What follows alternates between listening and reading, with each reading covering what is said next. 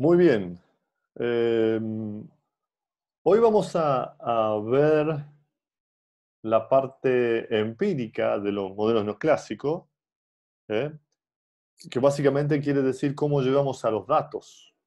Eh, este grupo de hipótesis que tiene hipótesis y conclusiones que tiene el modelo neoclásico. Y para ello vamos a usar un paper que es un clásico, que es este paper de eh, Mankiw, Romer y Weil, que se publicó en The Quarterly Journal of Economics. Es un paper publicado en 1992, tiene un poquito antiguo, pero sin embargo es un paper importante. El título del paper se llama Una contribución a la parte empírica del crecimiento económico. ¿Eh? Y entonces lo que hacen los autores es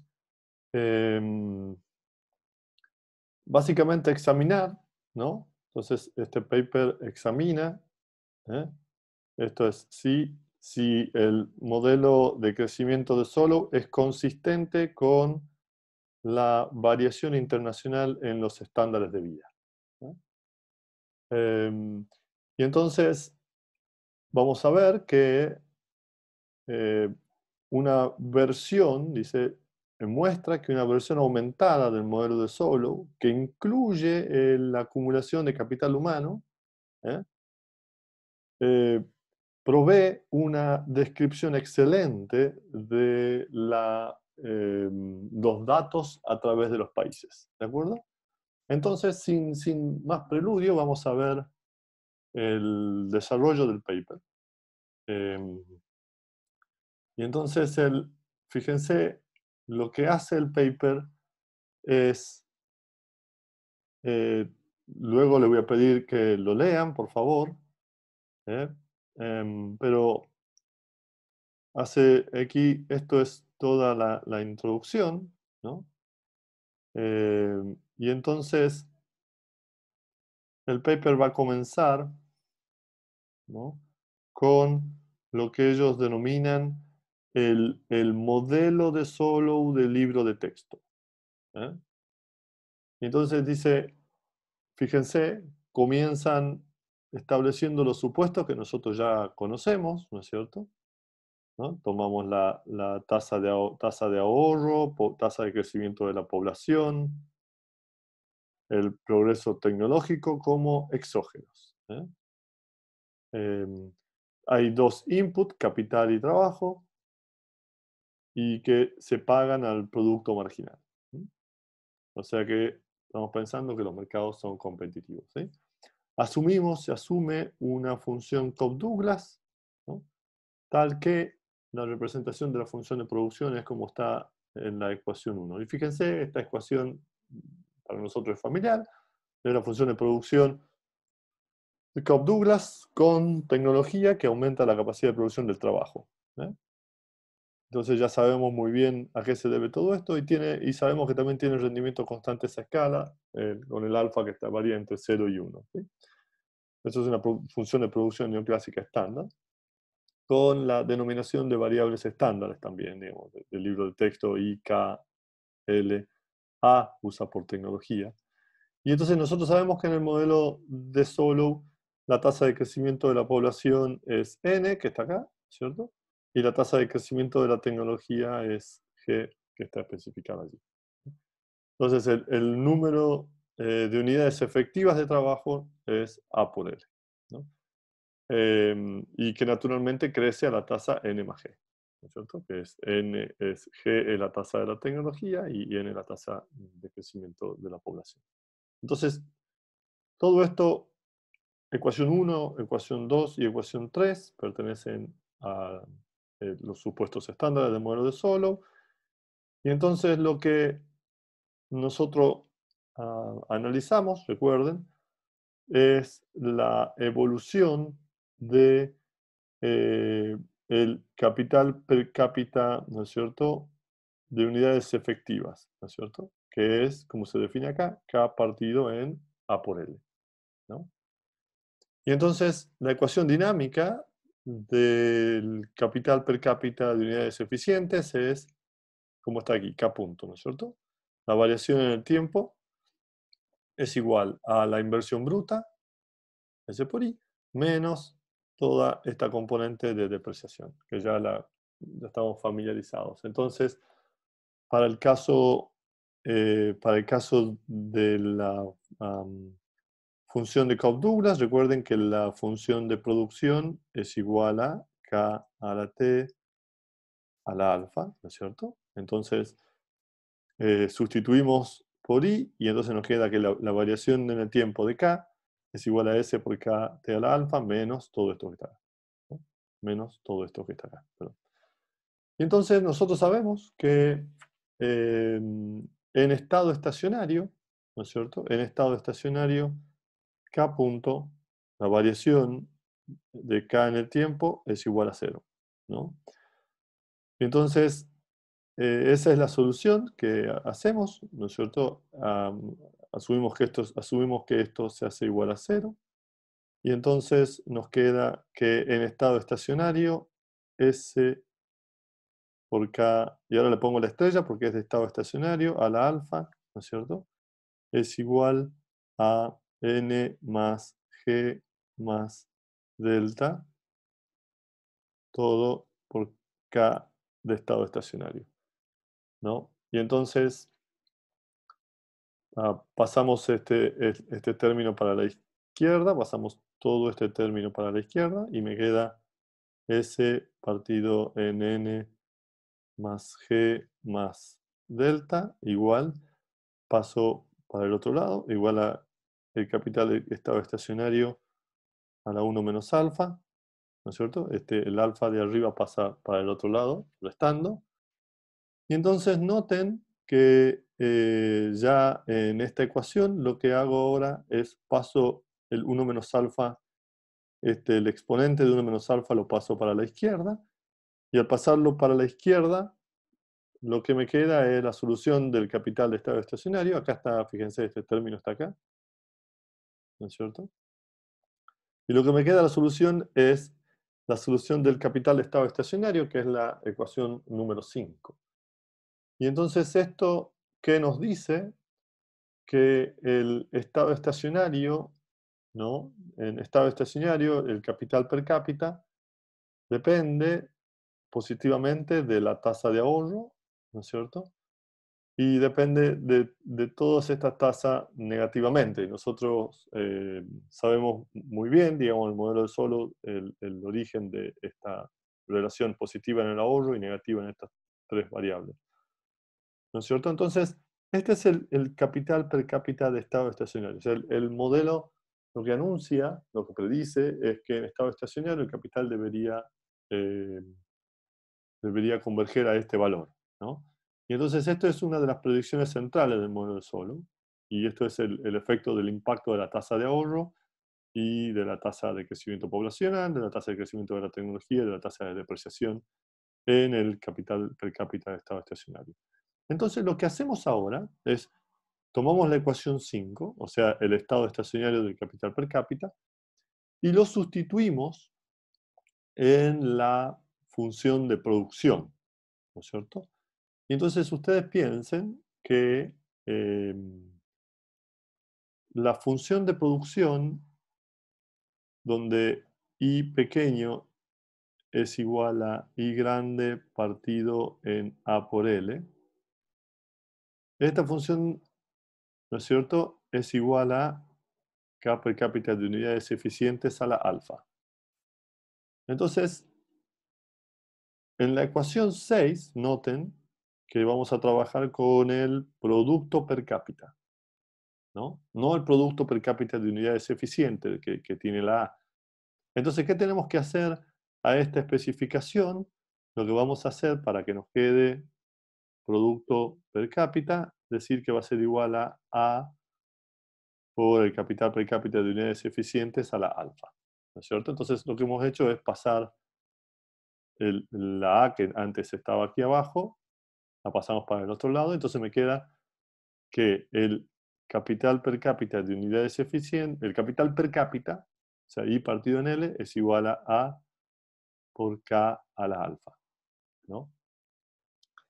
Entonces, lo que hacemos es, ahora, para obtener la ecuación 6, tomamos logaritmo a ambos lados de esta ecuación, y fíjense que me queda el logaritmo del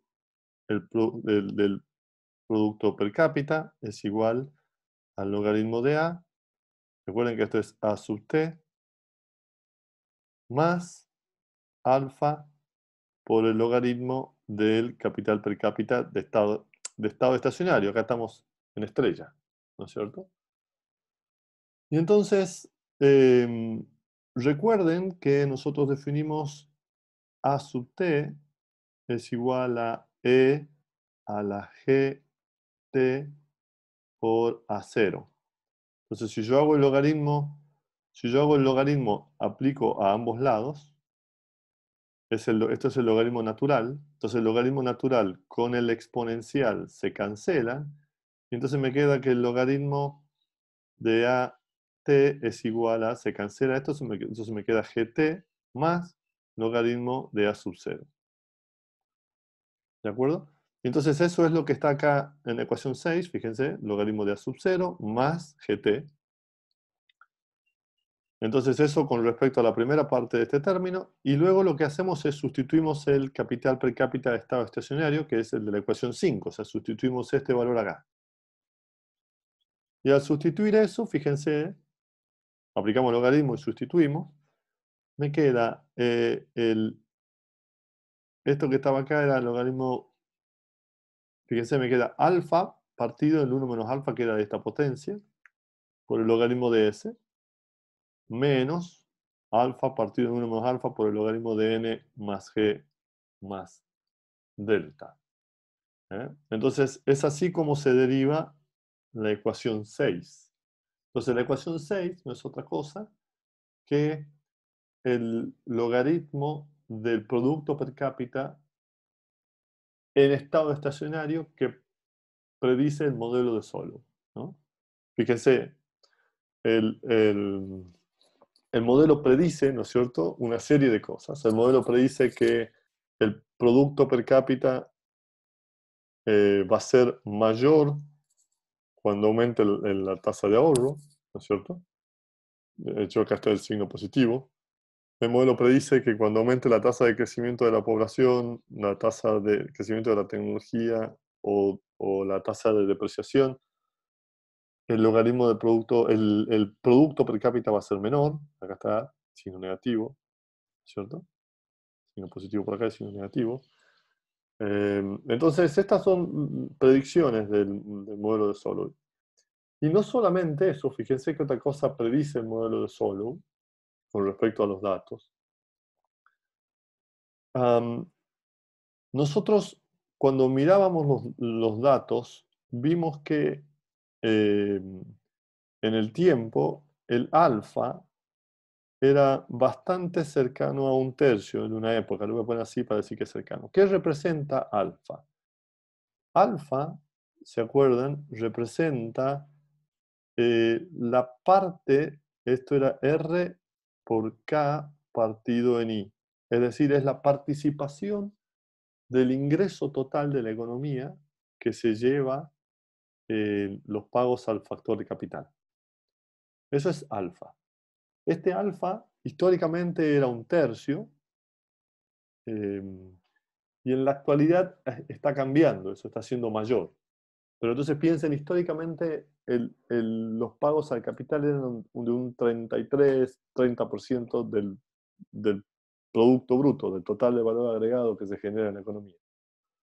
Si eso es así, fíjense que el modelo de Solow lo que me predice es que el coeficiente de la tasa de ahorro, el coeficiente de la tasa de ahorro va a ser algo así como 0,3, porque esto es alfa, partido en 1 menos 0,3, lo cual es 0,7. Y esto es bastante cercano, ¿no es cierto? Bastante cercano a un 50%, un 0,5, ¿no es cierto? Y entonces el modelo de Solow, ¿qué cosa me está prediciendo? De que la elasticidad, ¿no es cierto?, del ingreso per cápita, este es el ingreso per cápita, entonces la elasticidad del ingreso per cápita respecto a la tasa de ahorro es aproximadamente 0,5. ¿Eh? Esto que está acá es 0,5. Y la elasticidad con respecto a todo esto que nosotros le tendemos a llamar de esta tasa de depreciación, también es 0,5 y es negativa, ¿no es cierto? Eh, entonces, noten, todas estas cosas me está prediciendo el modelo de Solow, que son, que es muy interesante. Y entonces, lo que nosotros queremos hacer es construir una especificación econométrica de manera que podamos testear estas especificaciones y ver sobre los datos si se cumplen. O esto es lo que quiere hacer Mankey, Romer y Wild. Entonces, justamente, dice, nosotros queremos investigar si el ingreso real es mayor en los países que tienen tasas de ahorro mayor y menor en países que tienen todos estos términos mayores. ¿No? O sea, básicamente queremos ver si la hipótesis del modelo de Solow se valida sobre los datos, ¿no? Y entonces, para pasar a la especificación, vamos a hacer una serie de supuestos. Entonces, primero, vamos a asumir que la tecnología G y delta son relativamente constantes en la tasa de depreciación. ¿Y cuál es la lógica detrás de esto? Es que G de alguna manera representa o refleja los avances de conocimiento que hay en la sociedad. Y ellos dicen, miren, este G, la evolución del G, de alguna manera podemos asumir que en el largo plazo para todos los países se mantiene relativamente constante porque hay procesos de difusión y estos procesos de difusión hacen que eh, la tecnología llegue, eventualmente llegue a todos los países. Entonces, vamos a suponer que la tecnología, la tasa de crecimiento de la tecnología se mantiene constante a todos los países. Y después dicen que la depreciación del capital, que es delta, dicen no hay nada que diga que el capital se debería depreciar a una velocidad diferente en un país que en otro. Por lo tanto, también la vamos a asumir constante. Entonces ellos mantienen estos dos términos constantes. Por ahora demos esa licencia. Um, y dicen, si bien la tecnología la asumimos constante, la tasa de crecimiento de la tecnología la asumimos constante, ¿no? Eh, Vamos a tener cuidado a la hora de representar, recuerden de cómo representamos A, ¿no es cierto? Recuerden que el logaritmo de A sub t era igual a el logaritmo de A sub 0 más gt, ¿no es cierto? Entonces, este término que está acá dice cuál es el estado inicial de la tecnología, ¿no es cierto? De dónde parten los países, de alguna manera. Y lo que ellos van a decir es que, mira, este A sub 0 no solo refleja la evolución de la tecnología, sino que también refleja cambios institucionales y una serie de variables, cuáles son los recursos naturales que tiene el país y demás. Entonces, este A sub 0 no es igual para todos los países y es razonable asumir que tiene eh, diferencias entre países. Entonces, para eso dicen, miren, el logaritmo de A sub 0, o sea, el estado de la tecnología inicial, va a ser igual a una constante, vamos a asumir que es igual para todos los países, más una componente idiosincrática, digamos, un shock que es específico de cada país, ¿no? Y esto de alguna manera establece el punto de partida de los países. Entonces hay algunos países que tienen un poco más de tecnología en los términos de que tienen más recursos naturales o tienen mejores instituciones, y hay otros países que tienen un poco menos porque también inicialmente tienen una peor cantidad de recursos naturales o tienen un clima peor, digamos, tienen un clima demasiado caluroso o demasiado frío. Entonces todo esto refleja esta componente eh, epsilon que está allí, ¿no es cierto? Eh, y entonces, asumiendo que estamos en un tiempo cero, ¿no es cierto? Asumiendo que estamos en un tiempo cero, fíjense esto qué significa, que el término de GT se cancela. Entonces podemos escribir la ecuación 5, la ecuación que estaba arriba, así como está la ecuación 7. Fíjense, sustituimos el logaritmo de A sub 0 por A y por el término de error que está agregado al final. El resto se mantiene igual, y entonces la ecuación 7 constituye la especificación empírica básica del modelo de Solow y que ellos utilizan en esta parte del paper, ¿de acuerdo? Entonces, nuevamente asumen que la tasa, y acá es importante, recuerden, esto ya es para ver sobre la econometría del modelo, asumen que la tasa de ahorro y todas estas variables, ¿no es cierto?, son independientes de este término de error. De manera que se pueda utilizar mínimos cuadrados ordinarios para estimar. Si no, recuerden que habría endogeneidad entre estas variables. Y al haber endogeneidad, no se podría utilizar mínimos cuadrados ordinarios, ¿sí? Ordinary least squares. Entonces, básicamente hay tres razones por las cuales tenemos que hacer este supuesto, ¿no? Este supuesto de independencia. Y aquí yo se las marqué, digamos.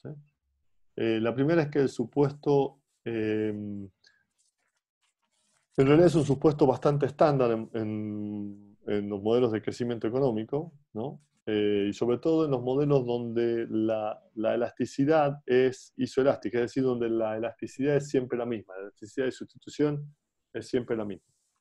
Y entonces, en este caso, nosotros al usar una función Cobb-Douglas, la elasticidad de sustitución es igual a 1, por lo tanto es una función que tiene elasticidad constante. Recuerden que la Cobb-Douglas es también una CES, eso lo veíamos en la clase pasada. Entonces, por lo tanto, esto es un supuesto estándar y no tiene efecto. Dice, el segundo supuesto, el segundo motivo por el cual es importante mantener la independencia tiene que ver con una serie de supuestos sobre los efectos que genera la tasa la relación entre la tasa de ahorro, crecimiento poblacional y el ingreso, ¿no es cierto? Que a mí me gustaría, yo se los dejo, chicos, para que ustedes le den una mirada de por qué es importante mantener la independencia entre el supuesto de independencia entre la tasa de ahorro y estas tres variables y epsilon, ¿sí? Pero básicamente nosotros sabemos que es para no tener problemas de endogeneidad y poder utilizar mínimos cuadrados ordinarios. Entonces, dicho eso, vamos a ver cuáles son los datos que utilizan para trabajar sobre la especificación que tenemos arriba. Entonces, ellos toman los datos del sistema de cuentas nacionales reales, ¿no es cierto? Por datos reales, ¿sí? Que se construyó en el paper de Summer y Heston en el 88. Los datos incluyen ingreso real, gasto del gobierno y gastos de los privados, inversión y población para casi todos los países en el mundo, ¿sí? Que tienen economías que no son centralizadas, que no son economías planificadas, ¿de acuerdo? Entonces, fíjense, miden la tasa de crecimiento de la población como la tasa de crecimiento promedio de la edad del grupo de gente que está en edad de trabajo, que es entre 15 y 64 años, ¿no?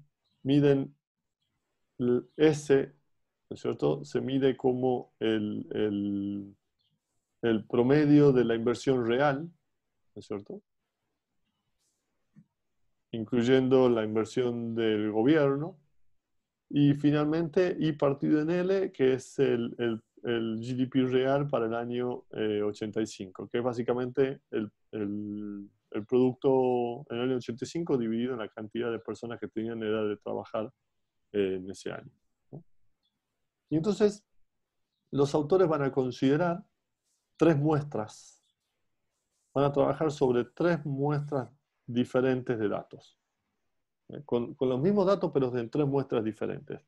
En la primera muestra, en la primera muestra, que es la muestra la más grande, la más comprehensive,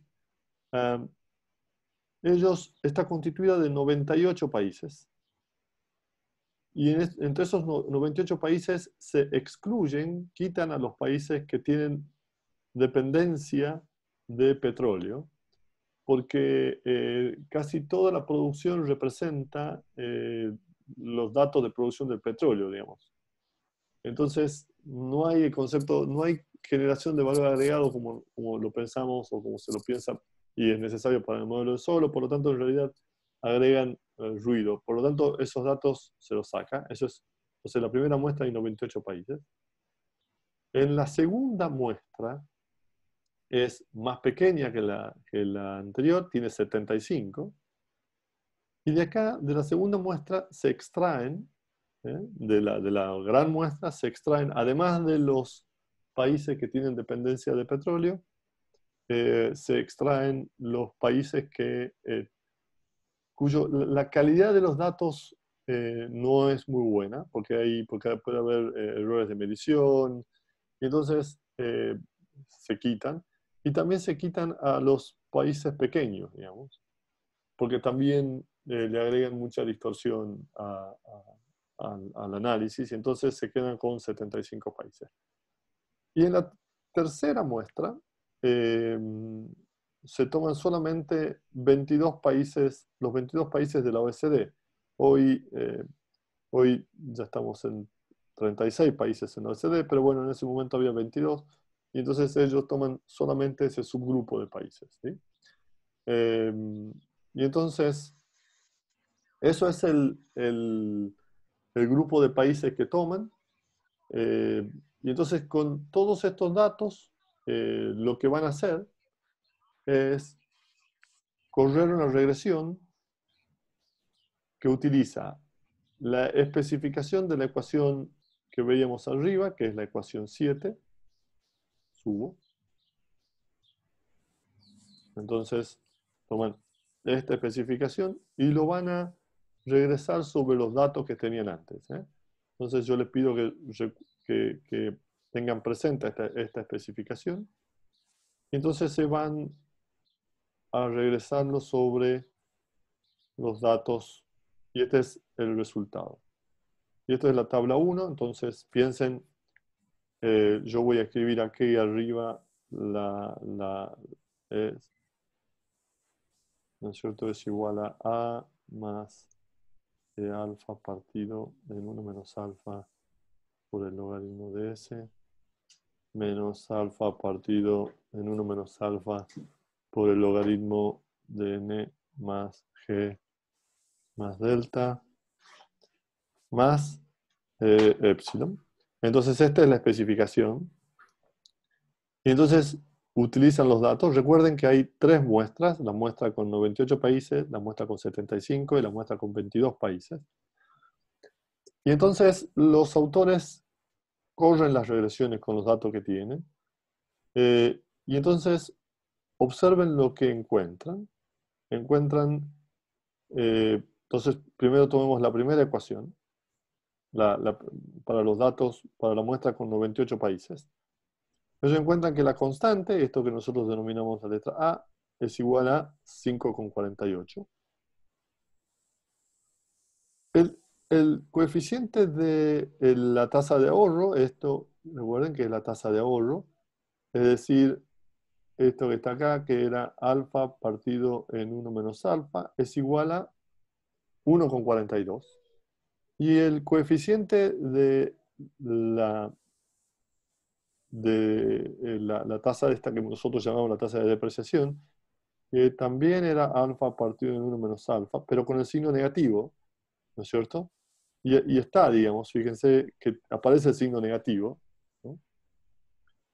Y la otra cosa que vemos notable es que el R cuadrado es 0,59, el R cuadrado ajustado, y esto más o menos nos dice que la regresión, ¿no es cierto?, que se deriva de la especificación del modelo, explica aproximadamente el 60% de la variación de los datos, ¿no? Entonces, fíjense que si lo vemos para el caso de 75 países, el valor del valor del coeficiente de la inversión o del ahorro es 1,31. Entonces, eh, por un lado, esto es la primera parte. Y acá está todo este término, la primera parte, la parte de arriba de la regresión, que ahí está la correspondencia con la ecuación que está arriba. Pero noten que este modelo, además, una de las cosas que predice es que el coeficiente de la tasa, del coeficiente de la tasa de ahorro debería ser igual al coeficiente de la tasa de depreciación, cambiado de signo, ¿no es cierto? Y eso se deriva de acá, o sea, alfa partido de 1 menos alfa debería ser igual en términos de valor absoluto a alfa partido de 1 menos alfa. Y entonces uno ve que acá es 1,42 y acá es 1,97. Esto es estadísticamente igual. Por lo tanto, en los datos, el modelo nos está diciendo que esto se parece mucho, ¿no? O sea que no podemos contradecir lo que dice el modelo, por un lado. Pero una forma de reforzar esto es correr lo que se conocen como regresiones restringidas. ¿Y qué es una regresión restringida? Básicamente va a ser tomar de nuevo la ecuación, pero esta vez sacar factor común alfa partido de 1 menos alfa y dejar esto, logaritmo de S menos el logaritmo de n más g más delta, más épsilon. Entonces acá estoy forzando a que este coeficiente sea el mismo. Y eso es lo que se hace en la segunda parte, que es este término, son estos resultados. Entonces aquí, fíjense que ahora esto es un solo término, y entonces manteniendo constante el término que es alfa partido en 1 menos alfa es igual a 1,48. ¿Eh? Entonces, acá hay una serie de características de resultados que son interesantes. El primero es esto, que el modelo predice los signos de las elasticidades son consistentes. Este era positivo y este es negativo. Es consistente con la especificación del modelo, acá arriba. Segundo, vemos que el modelo está explicando un 60% de la variabilidad de los datos, lo cual no está nada mal.